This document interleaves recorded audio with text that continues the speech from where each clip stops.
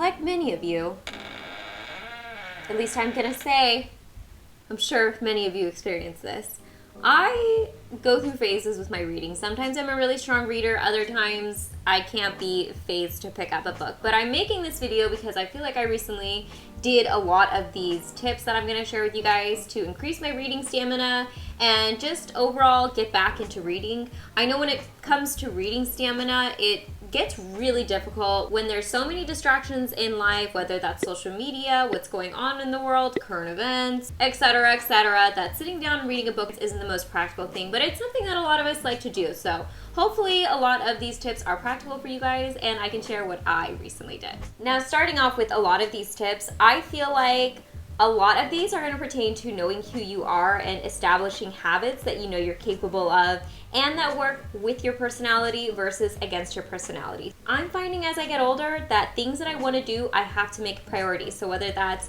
eating healthy, working out, reading, doing my work, having a social life, all of these things take time and energy. So I really have to pick and choose where I want to dedicate all of that emotional energy towards.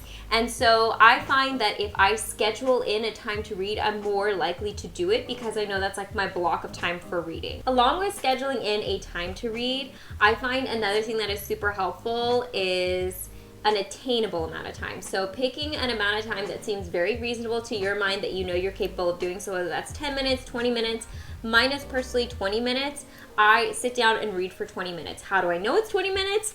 Because I set a timer, which is not going to be on my phone, which I'll get to in a second. But I basically just set a timer and I don't have to like keep looking at the clock or looking at how many pages I'm reading. I know as soon as that alarm goes off, I can stop reading. And the big key here is to not put any judgment or pressure on that amount of time. So if the alarm goes off after 10, 15, 20 minutes and you're done reading, be done reading. Close the book and walk away from it. Most of the time, I find that I continue reading a little bit longer, so I'll either reset the timer or choose a smaller amount of time to read, like maybe an additional 5 to 10 minutes.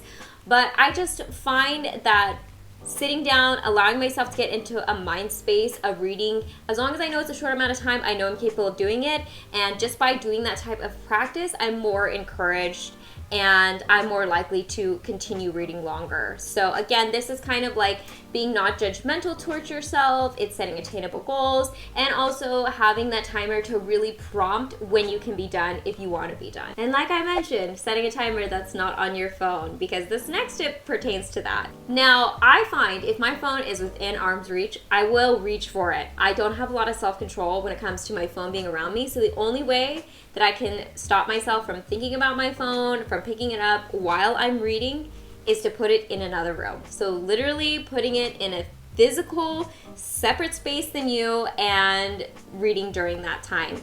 So having like a physical old school timer is really helpful. If you have like a bake timer you use in the kitchen, use something like that. But I just remove the distractions, and the main distraction typically when it comes to social media is the phone. So if you can do that, I find that's very helpful. All right, so you've dedicated a scheduled time to read as well as an allotted amount of time to read.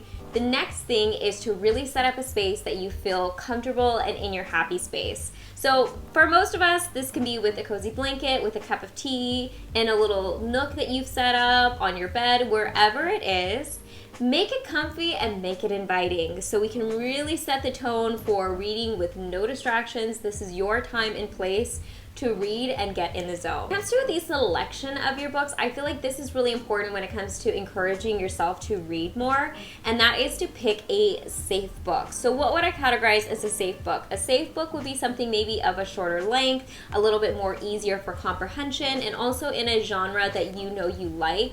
This would not be the time and place to pick a genre outside of your comfort zone or outside of the books you tend to gravitate towards. Even if this means reading a book that you've already read in the past and you just thoroughly enjoy, this is now the time to pick those safe books, something that'll keep you enthralled. And if you feel so inclined, do not be afraid to DNF a book. I am guilty of this because I'm such a completionist that I really like to finish books even if I don't like them, like you can see in the most recent reading vlog that I did. But I will say this, it's not enjoyable. It really doesn't encourage good quality reading, and it is one of those things, we don't have unlimited time, so why waste it reading a book you're not thoroughly enjoying? This last tip I feel like is the most controversial because some people don't even consider this reading.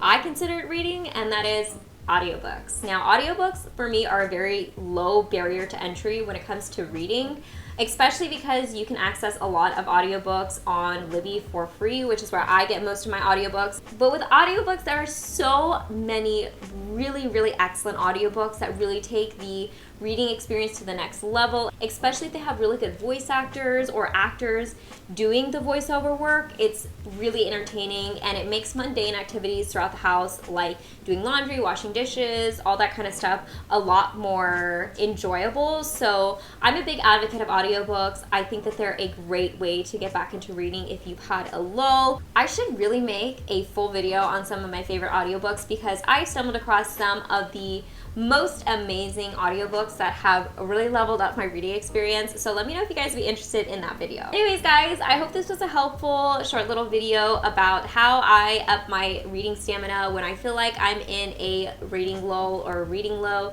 And let me know in the comment section down below if you guys have some tips to share with anyone else who's watching this video. I always read the comments, so I'm excited to see what your guys' tips are. And as always, I hope you guys are happy and healthy. And don't forget to rate, comment, subscribe, share with your friends and family, hit that notification bell, and I'll see you guys in my next video. Bye, guys.